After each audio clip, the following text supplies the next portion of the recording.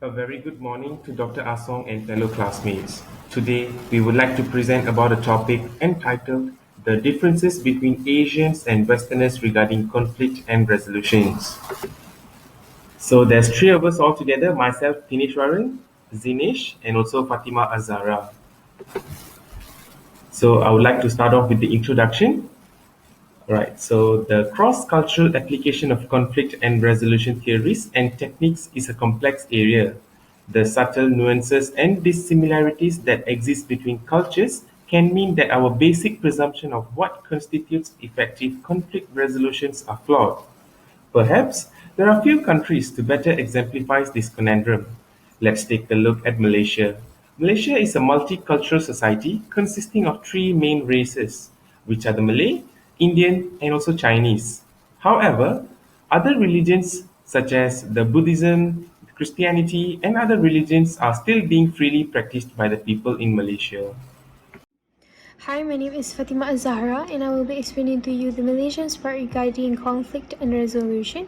The first one, we have history of conflict. History of conflict in Malaysia revolved around the 1IMDb case, a very well-known case whereby a state fund created in 2009 meant to promote further development of our economics, but instead, billions of cash got stolen with some assistance of our very own Prime Minister at the time, Najib Tun Razak. The second one is nature of conflict. Najib Tun Razak used old criminal tactics such as making our Malaysian laws more Islamic in nature, as well as in terms of punishment, also followed by Islamic laws in nature. The third one is culture, ethnicity, and ethnic conflict.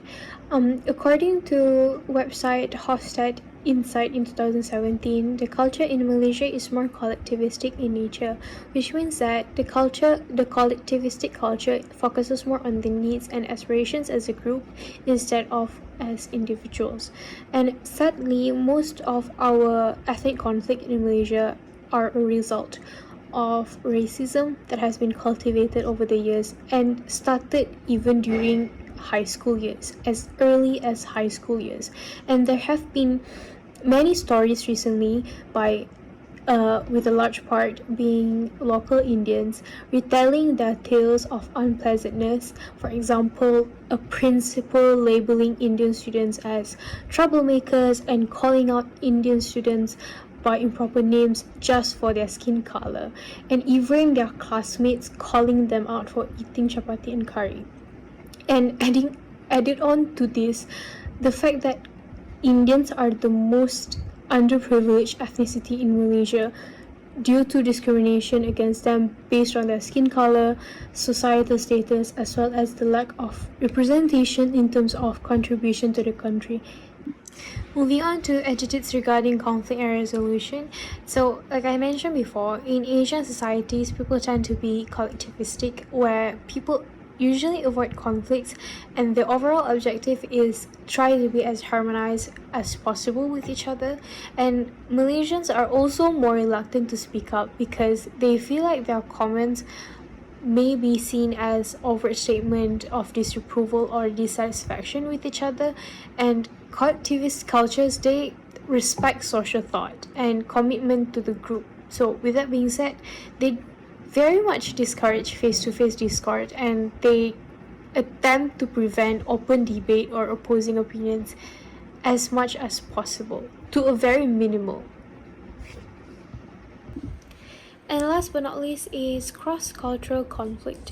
So, like I mentioned before, people who live in societies with high collectivistic beliefs, in comparison to individuals from individualistic cultures, these people, the collectivistic people, they have a very strong preferences for preserving unity, like I mentioned before about harmony. So what they do to avoid cross-cultural conflict, they prefer members of their own in group over members of other groups, because why these people, they have strong interpersonal bonds, and they feel like they have a community members to look out for one another. Nevertheless, cross-cultural conflict is bound to happen anywhere at any time. Therefore, I feel like it is best to go in with an open mindset. That way, the resolution can be achieved in the most efficient way possible. That's all from me. I'm going to pass now to Zinesh. And now we move on to the history and nature of conflicts on the western side of the world, or more specifically, from countries that are practicing individualistic cultures.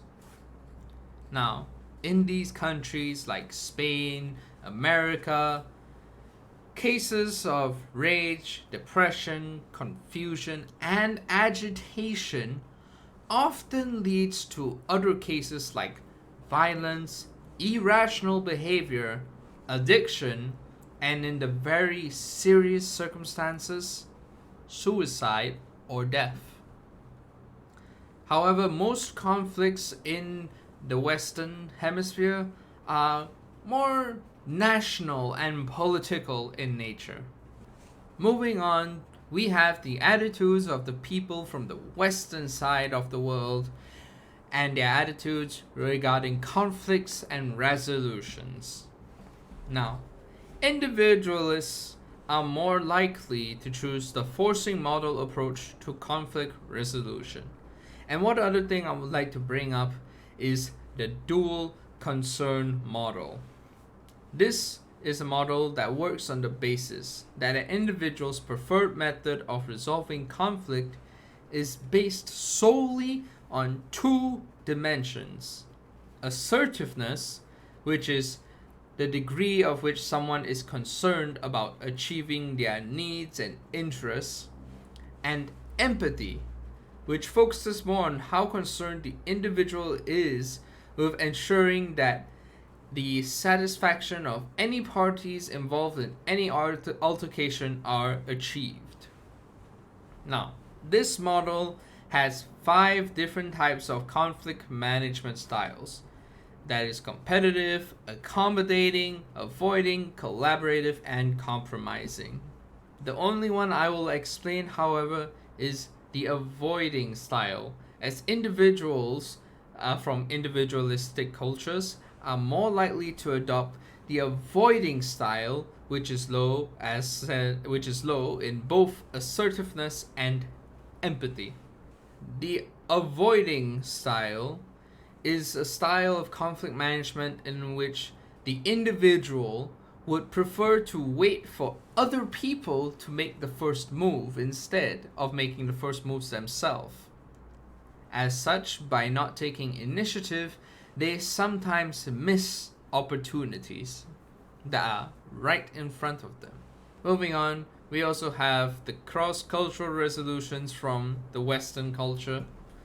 And in terms of this, individuals vary in their general interests as well as having their bargaining preferences according to previous studies. And these variations are very much culturally specific. So the people in America would have a different general interest than the people in, say, Germany.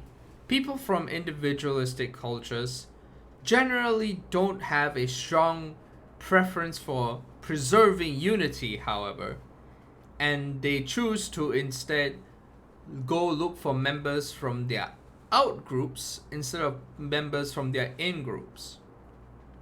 Meaning to say, for example, a Caucasian may choose to group up with people who are not Caucasian, like Hispanics or African American, among other races. People from individualistic cultures are also more likely to be dishonest and choose a more competitive negotiating form. Negotiators from individualistic cultures often use strategies like tight deadlines, among other things, in order to get the deal done. Individuals from individualistic cultures are also more likely to rely on cultural stereotypes. These stereotypes, which can be very derogatory in nature and often leads these people to having misunderstandings, which causes plenty of arguments. Why in America, there are a multitude of cases which occur based on a misunderstanding due to the individual's over reliance on cultural stereotypes. And let's lastly move on to the culture, ethnicity, and ethnic conflicts. You see, people from individual cultures place a bigger focus on the needs of the individual over the needs of the group. As mentioned earlier, they don't have a strong preference for unity perseverance. Any ongoing tensions, as well as all persistent social groups like communities, are usually very much multi-dimensional and not black and white. Direct confrontation in the individualistic culture is often going hand in hand with the self-interest of the individual in that society. You see, as mentioned earlier, they prefer to go through with the avoiding conflict management style, which is to say, they wouldn't purposefully go out there and take initiative. They would wait for something to happen. The only times this doesn't happen is when there is something of great interest to that individual, and so they would purposefully go out their way for direct confrontation. And this direct conflict in the individualistic culture is often viewed as a way of building or restoring an old equilibrium. They believe that through their conflict, they are able to establish a sort of rapport and friendship. Now, I would like to pass the floor over to Tinesh to deliver the conclusion. All right, now moving on to the conclusion. In understanding cultural conflict, which has been previously discussed, perhaps less obvious to those embroiled in conflicts, we also need to be respectful and maintain cordiality even when we disagree with someone else. Whether it is a negative or a positive outlook, an understanding of how each culture handles conflicts is the best way to prevent matters to worsen.